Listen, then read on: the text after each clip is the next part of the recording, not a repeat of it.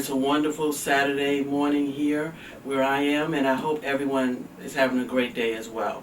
As I said, this is It's Getting Better All the Time Mental Health Outreach. You can find out more about us by logging onto our website at igbatt.com, and there you can get information about us as well as information about mental health resources. Today what I wanted to talk about, I wanted to share a particular term with everyone. And I'm going to spell it because I always mispronounce it, but I'm going to spell it. It's Anosognosia.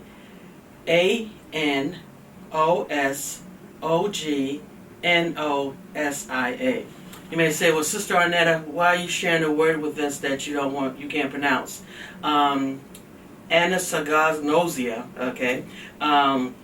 That's not how it's pronounced, but anyway, I wanted to share it because I think it's really so important. Again, you can look it up, Anosognosia.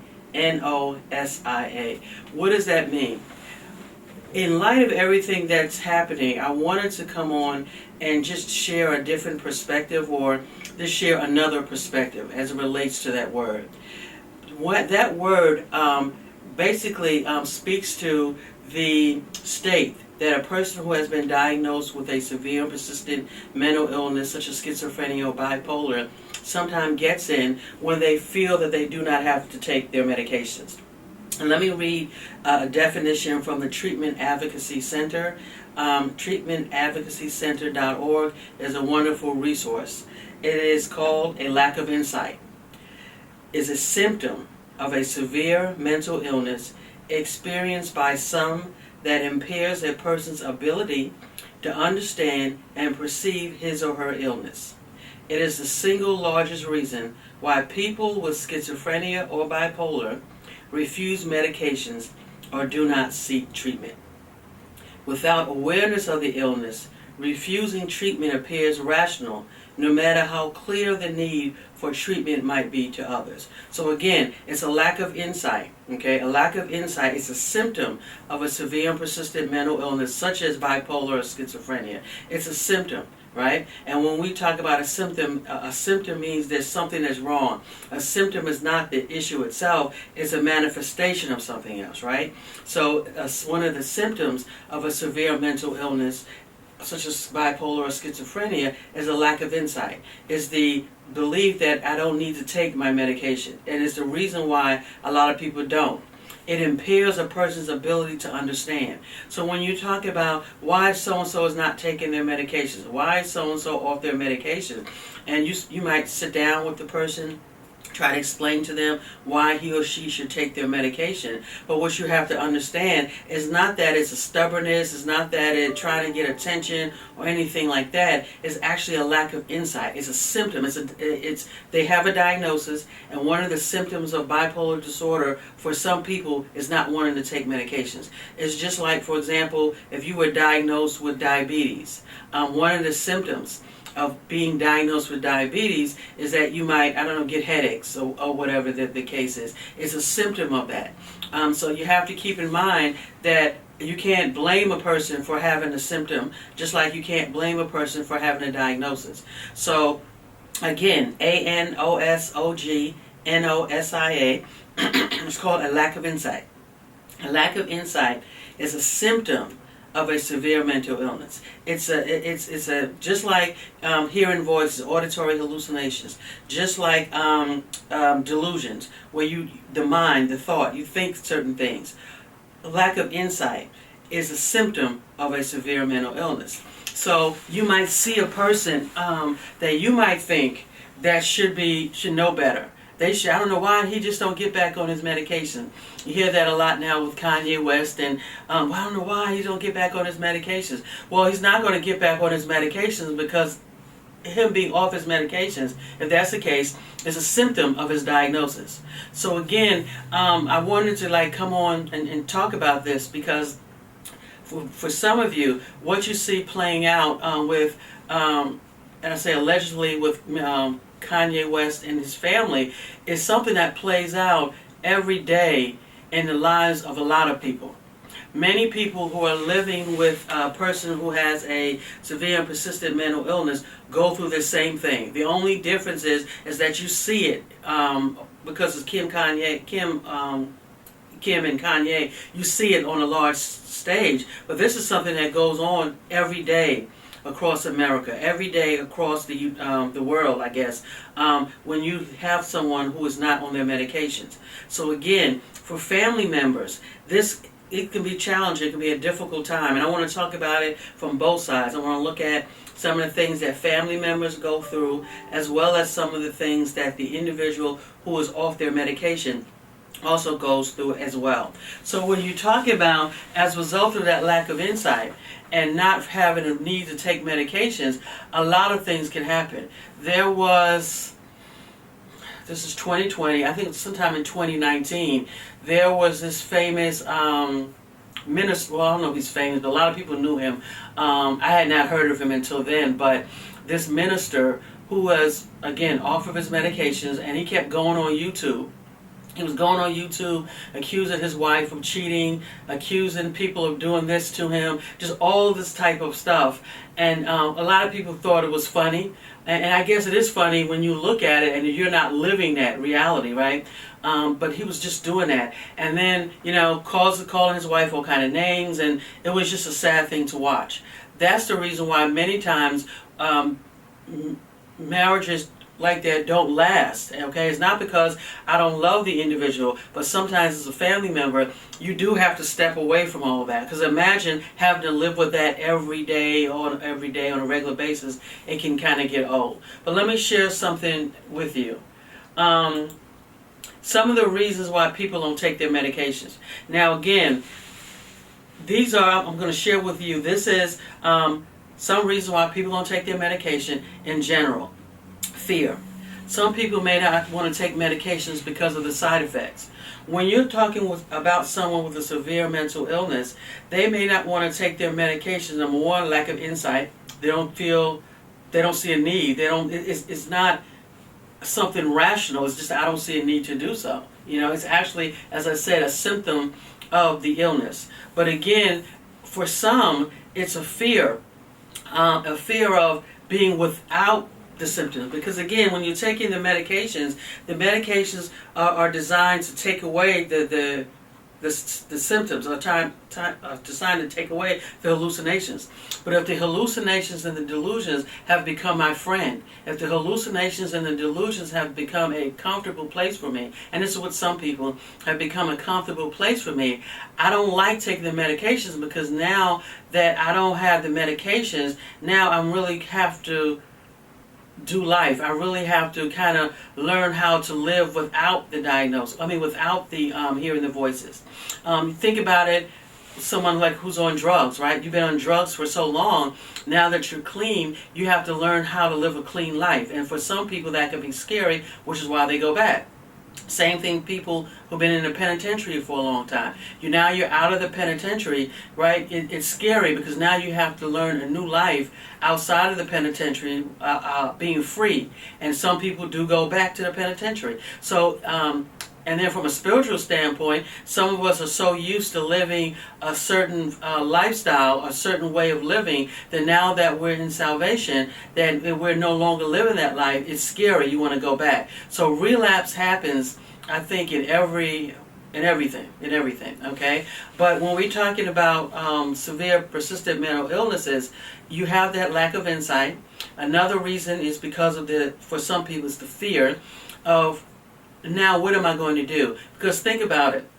If all of my life, let's say, I've been living with hearing voices, or the symptom that I have, the mania or whatever, is causing me to do 100 things, and I love life. And some of my friends who are diagnosed with bipolar have said this to me. It's that rush, it's that high. You like it. You like that feeling, right? That feeling of being able to do 100 things at once, or that feeling of being able to just pick up and travel and go across the United States, and that has happened. They pick up, go across the United States, and then when their money runs out, and then when the episode subsides, then they realize, oh shoot, where am I now? So it's that feeling, it's that rush that some people have. So again, now that I'm taking the medications take that away from me. So now the medications take that away from me, and I'm just stuck with me. And I've never learned to live with me. I've never learned to live with who I am, right? Because again, when we talk about severe mental illnesses, many of them begin to manifest at an early age. So again, when diagnosis like that manifests at an early age, then the individual begins to form a life around their diagnosis. They don't even really realize it. They form a life around their symptoms. Okay, it's just like a fear.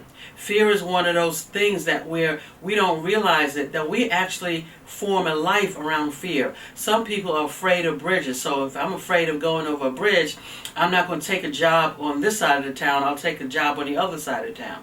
If I'm afraid to go outside, if fear has gotten me to that point where I'm afraid to go outside, then my life has become limited. I'm going to have everything delivered to me. I'm only going to go out to the corner. I'm not going to go visit family and friends. I'm not going to be able to do anything with people during the holidays because I have given into the fear. That fear has overtaken me.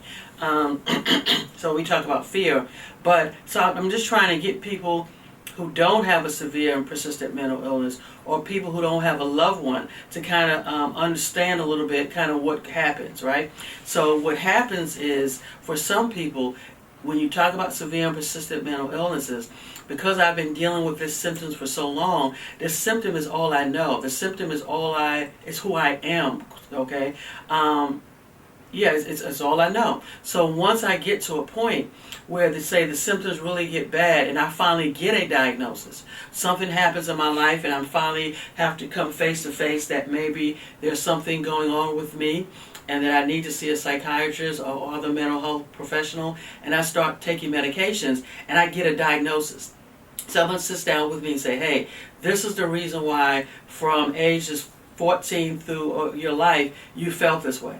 This is the reason why you've been hearing these voices, and other people don't hear these voices. And so now I'm at, let's say, 25, 35, I'm coming into this understanding that I thought maybe I was a little off. I wasn't really sure to use that term, but now I actually have a diagnosis. For many people, having that diagnosis is a good thing, because now I finally know, oh my God, I'm just having illness. I have an illness that can be treated. I have an illness that if I take my medications, I can live my life, right? So you go from having the symptoms, not knowing what's going on with you, to actually getting a diagnosis. And for some people, they feel good about getting that diagnosis because now they know.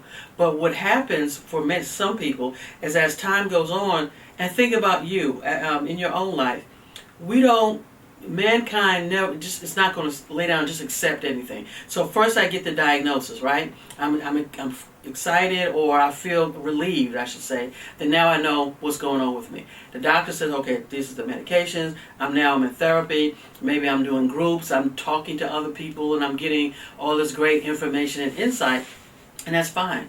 But as life goes on, there's a part of us that wonders, maybe can I take my medication, not take my medication, right? We begin to test the diagnosis. Think about, again, when people who are dealing with substance use disorder. Many times they might come to the understanding, okay, I have a substance use disorder. I am, quote unquote, an alcoholic, if I can use that term, right? And then they're fine. They're going through their meetings. They're doing all this good stuff. And then as time goes on, they're like, I'm doing fine. I can have a drink. Right? I can hang around people that I know drink all the time. It's fine. If you want to drink, I'm good. Right? What do they start doing? They're starting to test the diagnosis. Right? I'm going to test. I'm going to really see if I can, if one drink is really going to set me back. So they take a drink. And then they're fine. Okay, see? And then now their ego, their confidence is built back up. Please, I could take a drink. I could take a drink. Then they take another one.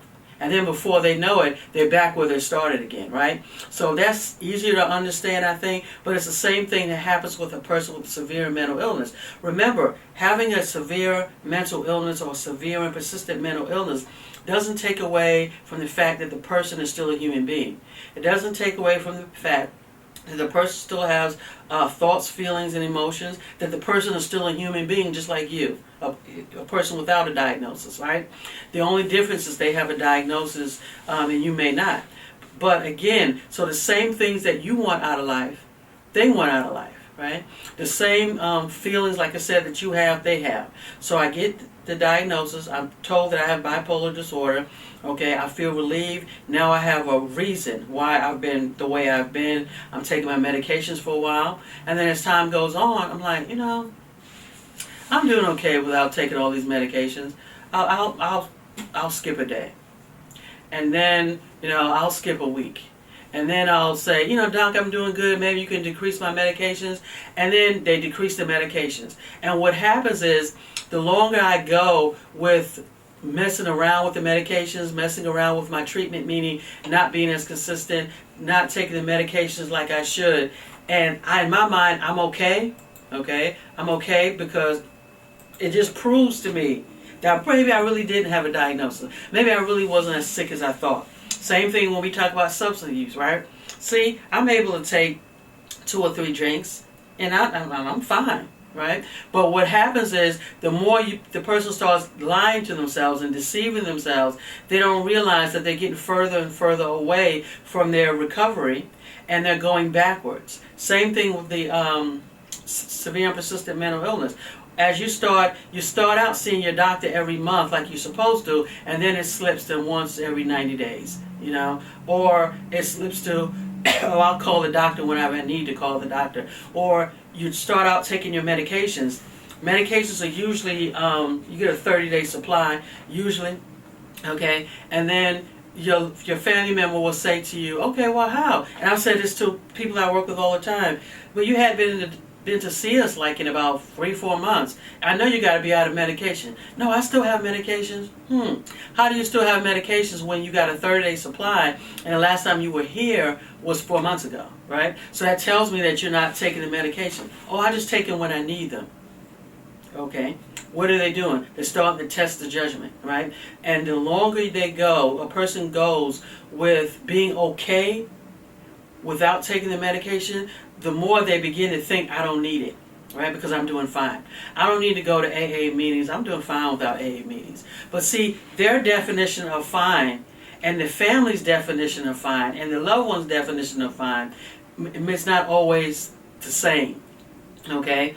And I'll talk about, make sure I remember that. I want to come back to that later when I start talking to directly to our loved ones who are diagnosed with a mental illness. But what happens is, so you start getting away, testing the judgment, you start not taking the medications, you start believing that you don't thinking that you don't need to take the medication, because now you have evidence to prove, all right? See, I can point back to the last 1-2 months where I was doing fine. I'm fine without the medications. I'm fine with taking 1 drink. I'm fine with hanging around people who, places, and things that I shouldn't be. I'm okay, right? So now that deception has set in, that wrong belief has set in, and now the person just keeps going. Again, another thing that happens when we talk about fear is that the symptoms now, the symptoms that I used to, I grew up with, that I didn't know, that became friends to me. The thoughts, the feelings, the being able to do 100 things within an hour. Those things really start to manifest, to come back again in full force, and it's like an old friend. It's just like I'm comforted now, because here's the thing: it's hard. I don't want to use the word. It can be, for lack of a better word, it's hard to live free. It's hard to live differently. If you're used to living a certain way, it's hard to stay on the right road. A lot of times, sometimes people will say to me who are, let's say, in recovery, now that you're clean, they say it's boring. It's boring being clean, because I can't hang out with the friends I used to hang out with. The things that I used to do is boring, right? I had more fun when I was doing drugs, when I was drinking. People with severe and persistent mental illness, schizophrenia and bipolar, may not verbally say that, but they'll say, these were my friends, these were people I can hang out with. And what they're talking about for some time is what's going on in their head.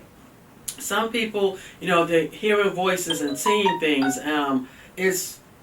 That's my life. I was doing that all before the medications. Now I'm taking the medications. You've taken away a part of me. Now I have to learn to live without those things.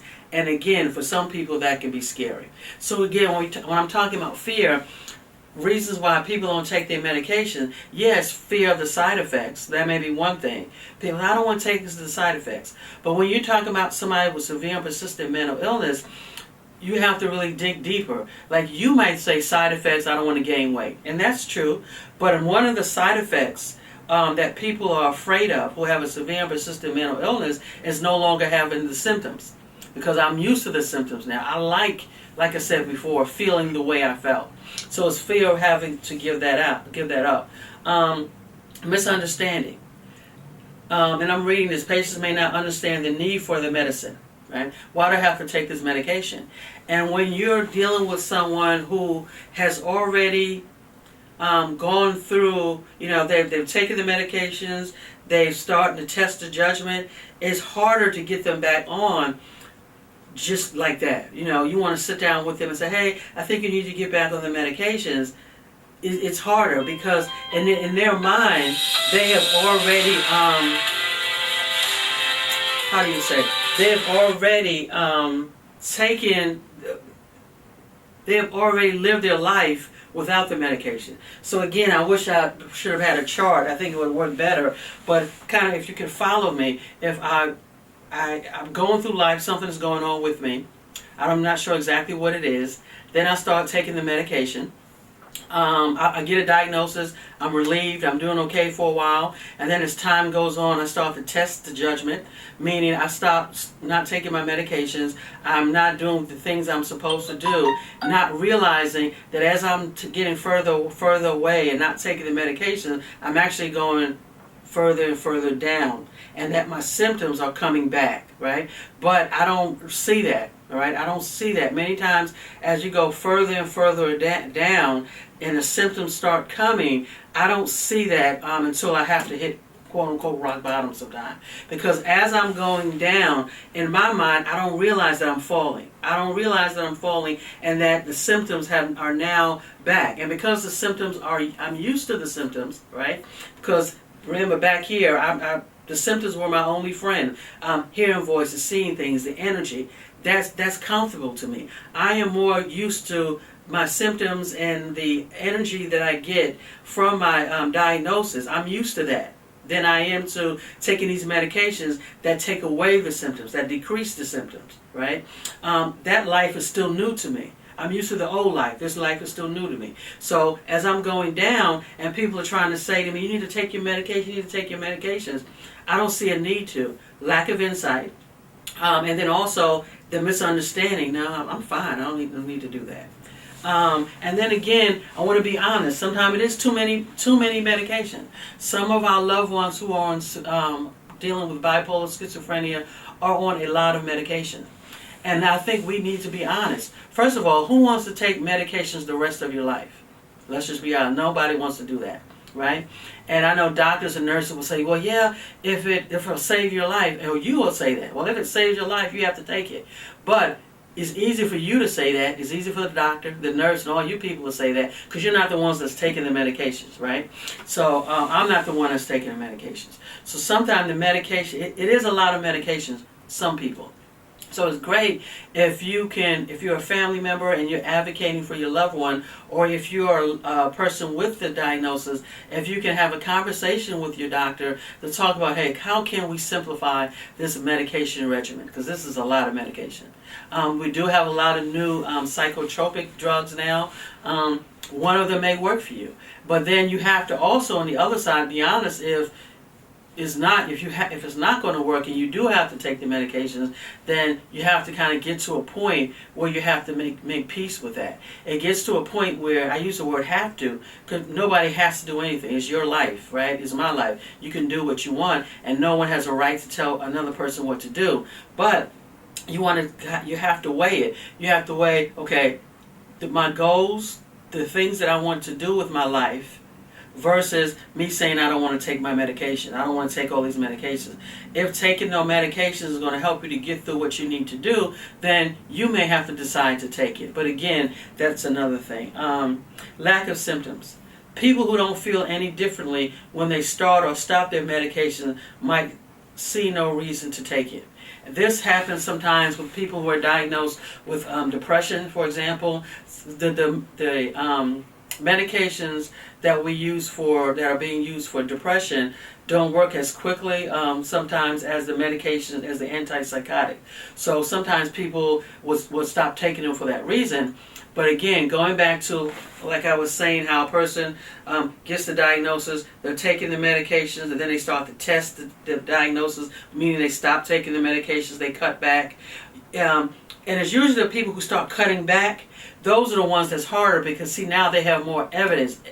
They have more proof to give to us. See, I'm not taking my medication and I'm just fine. I only took one or two. I don't have to take all of those. They don't realize, especially with psychotropic medication, yeah, they start working quicker, but it's not like if you stop taking the medications on Monday, Tuesday you're going to start seeing symptoms. It doesn't work like that for some people. It takes a period of time before you really start seeing some symptoms, and by that time the person is not really seeing it. So there are particular reasons why a person doesn't do that. Okay. Some people have said to me, "Oh, I don't want to be dependent on medication." The antipsychotic medications are not like that. They're not addictive like that. Now, for people who are taking anti-anxiety medications, they can be, and that's something that the doctors are work with patients on. But again, I want to just focus on the term that the lack of insight is a symptom of severe mental illnesses experienced by some that impairs a person's ability to understand and perceive his or her illness. It is the single largest reason why people with schizophrenia or bipolar don't take their medications. According to the Treatment Advocacy Center, treatmentadvocacycenter.org is a great resource. Approximately 50% of individuals with schizophrenia and 40% with bipolar disorders have symptoms of lack of insight. They have this. So it's not uncommon. So it's not a thing. Again, I want you to understand that a person is not just doing this to be stubborn. They're not just doing this to get on your nerve. They're not just doing this to get attention. It's really a lack of insight. It's a symptom. They really don't, see a need. And it's not the way you would see a need, right? In your mind, when you say, I use the word see a need, you're able to weigh the pros and the cons. With a person with severe and persistent mental illness, when we talk about lack of insight, and I'm spelling the word Anosognosia, it's not that they're weighing any consequences, right? It's really a symptom that has impaired their ability to understand or perceive the need to take medication. So it's not like, I can't even understand, I don't even get you, right? You're foaming at the mouth saying you need to do it, and I don't even get you. I don't even understand what are you talking about, right? So it's different. Now, let me say this again. What prompted me to talk about this was because of some things that's happening with Kanye West, but in particular his wife, Kim, right?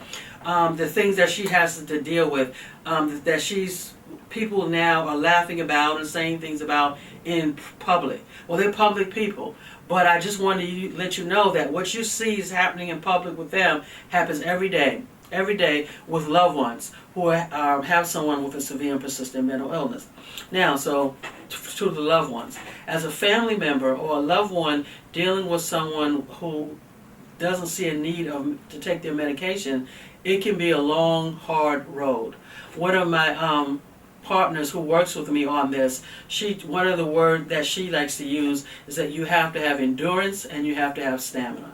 Because when you talk about a severe mental illness, you're talking about ups and downs. There's going to be ups and downs. Hopefully you have a long time in between the ups and the downs, but you're going to have ups and downs, especially when a person is just new to this. One of the things I wanted to also point out, when you're dealing with somebody who's a young person, young age, and keep in mind, just think about where you were when you were 19, 20, 21, 22. You had no interest in taking no medication. You don't want anybody to tell you that you were sick. You're perfect, right? So it's harder sometimes for young people to kind of get it. So they tend to test the judgment, test the diagnosis over and over again.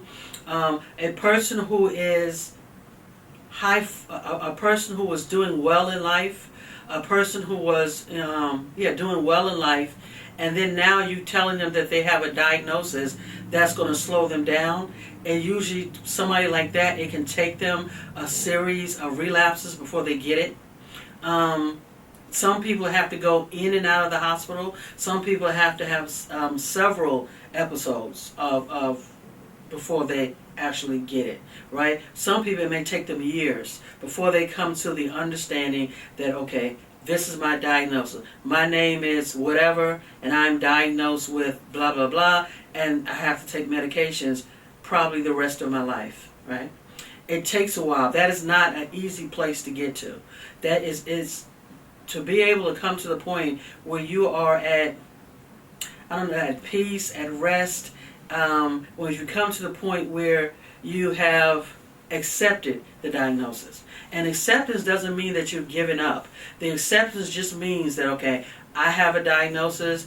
I may have to do things a little differently, but I still can live my life. I still have goals, et cetera, et cetera. But it takes a while. It's not that easy. And I think for people who just say, oh, they need to just take their medication, or they just need to see their doctor, you really don't get it. I don't really think you get it. While that's true, it's not that easy, right? It's not that easy to say to someone a young person, oh, you just need to take your medications. You'll be okay. Well, you don't want to take your medications, number one. Think about you. Think about me. Think about people who don't have a diagnosis. Think about how many times you have said that you were going to exercise and you haven't exercised. And you need to lose weight, but you don't lose weight. And you may say, well, that's not the same thing. Well, if you continue to not to lose weight, you can start having health problems.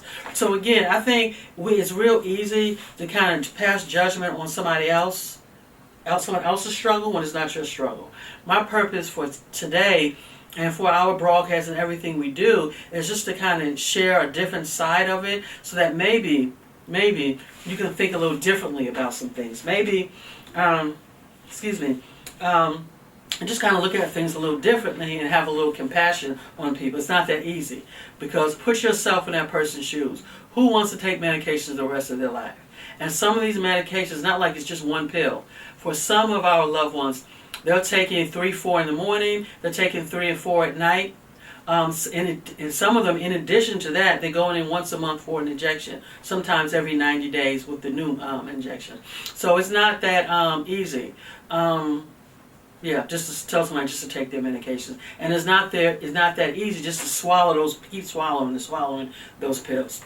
So I think we need to have some compassion there. So number one, for a young person with their lives ahead of them, or things that they want to do, and then being told that you've been diagnosed with schizophrenia. And think about it, when you hear that word schizophrenia or bipolar, what many of us know is what we see on TV, right? We see every time something bad happens, you see that as somebody who they say, oh, the person had an untreated a mental illness. And then now, so who wants to be aligned with a person like that, right? So that's what causes people to stay silent about what they're going through. But I think, let me pause here to say, if you are a person that's dealing with symptoms of schizophrenia or symptoms of bipolar, there's a difference between being, what you see on TV are people who are untreated. When people who are treated for their diagnosis, for their illness, it's a totally different outcome than people who are not. So get treatment. Don't be afraid. Don't let the media or the stigma cause you to shy away from treatment. Because the more people get into treatment, the more people will see, oh, wow, you're just like me. People with schizophrenia and bipolar, when they're on their medications, they're just like you. It's really no difference. You would not be able to tell it many times unless they told you. But anyway, just wanted to share that point. Again, so when we talk about family members now, it is a challenge. It is a challenge. As my friend would like to say, it's going to take endurance, because there are a lot of ups and downs. There are a lot of relapses, especially when you're talking about a younger person or a person who's never, who just wants to test the diagnosis. It takes a while. It takes a while for a person to come to the acceptance. It may take 4 or 5 hospitalizations. It may take them losing everything. It may take them having to be homeless for a while. It just takes a lot for some people. And then some people, they get it. And then when they get it, those are the people that you see that are leading groups, peer recovery, that are in NAMI, that are, doing, in our organization, we have peers. So those are those types of people who, because now they got it, right? And many of them will tell you, I didn't get it overnight. It took me a while to get to this point, but it's a process. But while your loved one is going through that process, or while the individual is going through that process, from diagnosis to acceptance, in between that, there's a lot of relapses. Sometimes they stop taking the medications. There's testing the diagnosis, I'm not that sick, until they get to the point where they get it, right? It's challenging for family members. It's challenging. It can be embarrassing, because your loved one will say, I'm fine, okay? Let me go back to that. If you are listening to me and you have been diagnosed with a severe and persistent mental illness, keep in mind that the people around you can see you better than you sometimes. So a lot of times you'll say, I'm fine, but what is your definition of fine? And how is that impacting the other people around you? Because you may say, I'm fine, but you're walking the floor all through the night, right? So you may be fine, but you're keeping everybody else up. Right? So a lot of times people say, I'm fine, I don't need to take the medications. How are you? What do you mean fine? Right? Your family hasn't slept all night because you're up. Right? You're out walking around the neighborhood and doing things like that. So again, these are things that family members sometimes have to go through. They have to go through their loved one, especially now in this YouTube and Facebook's generation, the world that we live in. You have to live in the middle of the night. They type and saying just things. I got an email from someone, a random email. And when you're reading the email, you can tell that the person was on the verge of a psychotic break. The family members obviously couldn't get a hook in touch with that person, couldn't intercept the email fast enough. This person sent the email out to a previous supervisor. They sent it out. Several people was on this chain, and it was only like about 2 sentences, but it's clear that the person was in the middle of having a psychotic break. Now, the family member is the one that has to deal with that embarrassment, because the person who sent it out is in a psychotic episode and dealing with lack of insight. So they don't see a reason for that. It's the family member. Being a family member of a person with a severe and persistent mental illness can be challenging, especially when they're going through their episodes, and especially when they don't. One of the symptoms of the diagnosis is not wanting to take their medications, right? So the family member has to deal with it. The family member is the one that has to look at the neighbors in the face after their son, daughter, or whoever loved one was running through the neighborhood, knocking on everybody's doors. Okay, and that happens. You have family members, oh my God, they're trying to do their best, they're trying to do everything they can, and then their loved one gets away from them, and then you find out the next morning that, they were just knocking on everybody's doors. Okay, I had another situation where the person would go into the laundry room and take people's clothes out, or the person would just go through his wife's phone book, right, and would just start calling all her friends and saying just vulgar things to them.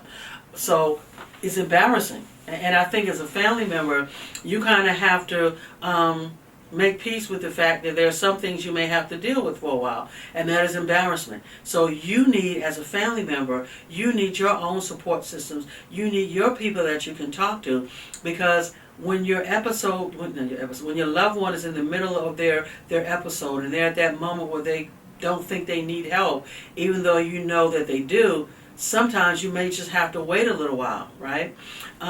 Sometimes you may have to. And so as you're waiting, you need somebody to talk to. You need somebody to kind of to cry to vent to, because they're not listening. They're like a totally they're the same person, but they're a totally different person. I think as a loved one, you can't take everything personally. You can't. You have to try not to take it personally. You have to try not to beat yourself up. Well, maybe I didn't do this or whatever. No, your loved one is just is diagnosed with an illness, and the illness that they're diagnosed with is persistent. The illness that they're diagnosed with has symptoms, and one of the symptoms of their illness is not taking their medication or seeing a need, have no insight or clue into why they need to take their medications. So during that time period, it can be challenging for the family member. It is embarrassing. Another thing is a lot of stress. You're trying to argue or try to go back and forth with someone, and then as you try, because see, you're the family member, you're the closest person to them, right? Everybody else is just looking on the outside, looking from the outside, right? You're on the inside. So when you say to them, you need to take your medication, you're the one that they're arguing with. You're the one that's actually having that going head to head with, because you're the only one. You're the one that they lash out with. Well, you don't need to tell me I'm taking